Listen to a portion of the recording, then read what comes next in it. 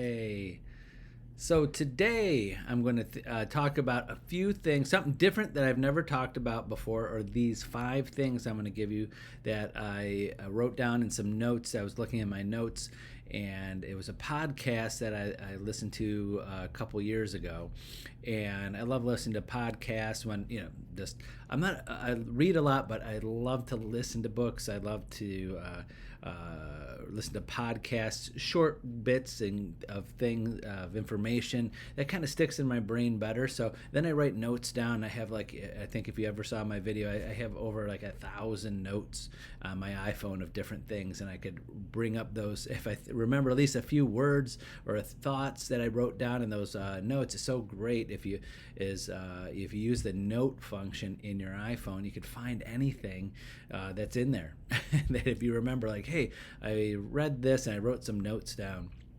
I saw that and I wrote a note about it, and you could pick up things for years. So I love doing that, and this is what I found, and I was remembered thinking about this because I go over a lot of things in these videos that are very similar to each other. In real estate, and talking about real estate training, real estate, being successful in real estate. So I wanted to come up with something a little bit different that you could use today and think about this weekend. And first, I want to make sure my Facebook, going live. So just want to make sure that it's going live. So here are the 5 things in growth. To grow as a person, to grow as in relationships, in your business, there's a few things you kind of got to get over or have growth in or accept inside yourself that I totally believe in these 5 things that you have to understand or at least acknowledge that's happening in your brain. So here are these 5 things. Number 1 is being able to have uncomfortable and difficult conversations with yourself, about yourself and other people. If you can never have uncomfortable or difficult conversations with people and in life, if you're always trying to avoid uncomfortable and difficult conversations and situations, it's hard to grow as a person. It's definitely hard to grow as a professional or realtor. You're going to have uncomfortable and difficult conversations with clients. Hopefully you get to the point in your business that you have that. Not everybody that you take is going to be approved. Not for a loan. Not everybody you take as a client you want as a client. You have choices. They're just not as committed.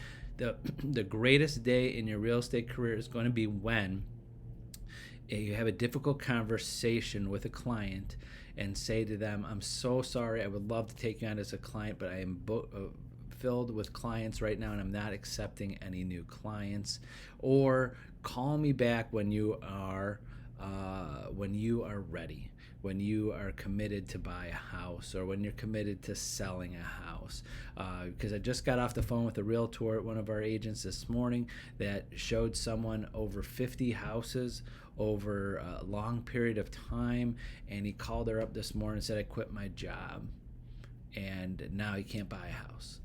And all those days and times and things, and now she's going to have that difficult conversation with him, that if she's going to give him up as a client and say, "Call me back, or at least let me know when you're committed to buy a house."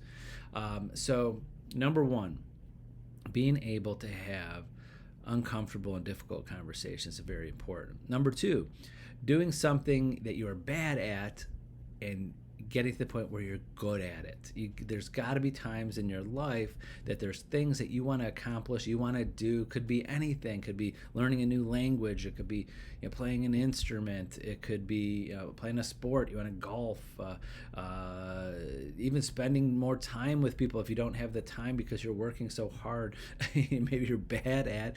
And I catch myself at that. I feel sometimes I'm a very bad friend and or relative of other people, because I just don't. I have to set aside time because I'm always doing the things, working or doing the things that I love to do, and some of the things I love to do is spend time with people. But I don't. It sometimes feels like it falls, at one of the latter things I like to do. So doing things that you're bad at and getting good at them, you have to have that accomplishment to show, wow, I was bad at this and I got great at that, or at least good. And you accomplished something, you got better, you saw the growth. So you can't grow as a person unless you can show that yourself you accomplished something, you got better at something there. So that's number 2. Number 3 is getting past the stories and thoughts that your ego creates.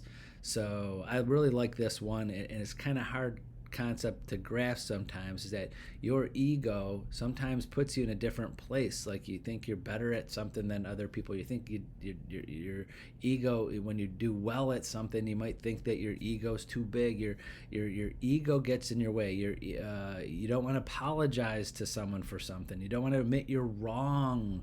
That's what I get from the term ego, is that you don't want to admit you're wrong. You don't want to say you're bad at something. You don't want to say you need help. Ask for directions, anything, something that's stopping you. Your ego is stopping you from asking for help. That's admitting that you're wrong. I see that a lot today. My personal opinion, not to go into detail, is that today, overall, a lot of people hate. You'll never, if you ever have an argument with someone, and have you ever had someone say, "You're right, I'm completely wrong. You changed my mind"? I think you rarely hear that, but to me, that's an ego thing. How many times have you been in a conversation with someone that you know that they're 100% wrong, but their ego gets in the way? They will not admit they're wrong. Now, reverse that. How many times have people told you or had conversations with you and you admitted you're wrong? Guess what? If you said that, no, I can't remember any of those, then you might be that person. You might be that person that everybody goes, God, I hate arguing with that person because they never admit they're wrong. You're never right on everything. You're never, throughout your whole life, you're not going to be correct on every conversation you ever had. That's ego to me. That's how I interpret that. So make sure you're checking checking your ego, when I have conversations with people, if I'm debating something, if I feel like, maybe I'm putting myself first when I should be putting other people first, sometimes that's, in my opinion, that's what ego is. So getting past the stories and the things that your ego are creating. Number 4, understanding your behavior that you're ashamed of. So is there things that you're ashamed of that you're continuing to do that you can't tell other people? Is there behavior in your past that you just can't get over? What behavior have you done? Have you wronged someone? Are you doing something that is self, is negative to yourself, that's hurting yourself and hurting your growth? Are you doing things that are negatively impacting other people, either directly or indirectly? I live by karma. I watch what I say, I watch what I do, because I'm ashamed. I don't want to get that feeling like I'm ashamed I'm doing something and getting away with something, or maybe negatively impact someone else. So does that make sense? That's kind of how I view that. What are you ashamed of? Then figure out why you're ashamed of it, and is there things that you can fix that? Because if you're ashamed of something, maybe it's something you shouldn't be doing. There's things that you're doing that you don't want other people to know, and you're hiding. There's might be things out there in your life. Nothing on top of my mind right now that you could do that you want to hide from other people that you don't want them to know. But if you're ashamed of those, so keep an eye out for that in your self growth. Is there a lot of things that you're ashamed of, and why? And then that helps you grow, understanding that. And then 5, very important, last but not least, is actually being able to put your personal happiness first without having to apologize for it. Not all the time, but you have to put yourself first. That's growth. I know several people like this. I know a lot of people like this that love helping other people. They love living their lives for other people, and they feel, I know deep down, they feel they're doing the right thing all the time because they're always putting other people first, which is a good thing to do a lot of the times, but you have to put yourself first. Sometimes you got to say to other people, I'm putting myself first in this situation, as long, my personal beliefs, as long as it's not negatively impacting someone else. That's one thing. If it's not negatively or impacting or hurting someone else and you put yourself first, that's okay some of the times, and a lot of people can't get that through, and then there's no growth. There's no personal growth if you don't put yourself first sometimes, and put what you want to accomplish first sometimes, or your feelings, or making yourself happy first. So again, those 5 things is being able to have uncomfortable and difficult conversations, doing something that you're, number 2, doing something that you're bad at until you're good at it. So you could show yourself that, yes, I can do things, I could get things, I could go from bad to good or best. Number 3, getting past the stories that your ego tells you, that where your ego gets in the way, getting past that and understanding that, and being able to understand and see it and acknowledge it, and you see that, wow, that's my ego getting in the way of relationships or business or something. Number 4, understanding the behavior that you're ashamed of and what are you doing that you're ashamed of, and why, and maybe how to correct it or how to better yourself from that. And last is, of course, is putting yourself first sometimes and making your happiness first, and don't apologize for it, because your happiness is most important. It's kind of like you got to help yourself first before you help other people. If you don't know how to be happy, how do you make other people happy? How could you help people better themselves if you're not in a place where you feel you're bettering yourself? That I definitely 100% believe everything I just said there. I believe all of it, but best that you can't, be a coach or a great parent or a great leader or just a great spouse unless you're getting better yourself. If you're getting worse at these things, then how do you help others? You got to help show. I said live by example. That's kind of how I take. I put more layers on top of just putting your happiness first. Is just showing that you can grow, and when you could show yourself you can grow in any different aspects of life, then you really can grow in business and grow in your personal life. You could grow. You have to show that you could do it.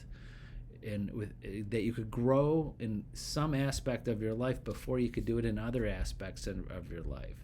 And anybody that's ever been defeated or feel like they're failing or losing at something, at least look back to the things that you've accomplished. I've done it before, and I could grow again.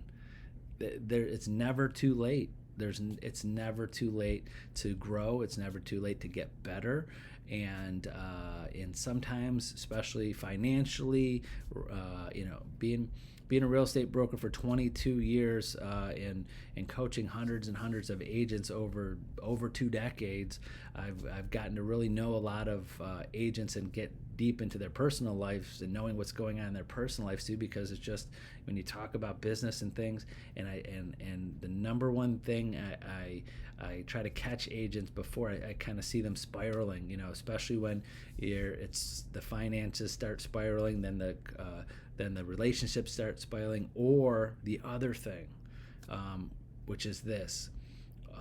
And I hope this never happens to anybody watching this, is that sometimes your success goes whoosh, way up and up this way, and then I watch it, I see it, I've seen it on Facebook, I actually seen it, I see it play out daily. I go, oh my gosh, this person, their success is going whoosh off the the chart and they're doing great, and I'm like, I'm worried about that person personally and in their relationships, because when one thing goes way up here, then the personal stuff, something gets lost sometimes if you're not paying attention.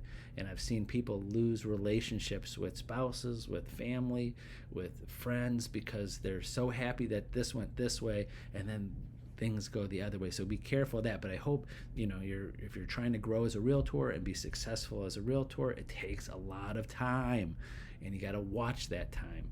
Put your happiness first, but make sure you're watching your time as you're growing and making sure the other things in your life are not falling behind, where now you got to reassess and rebuild those.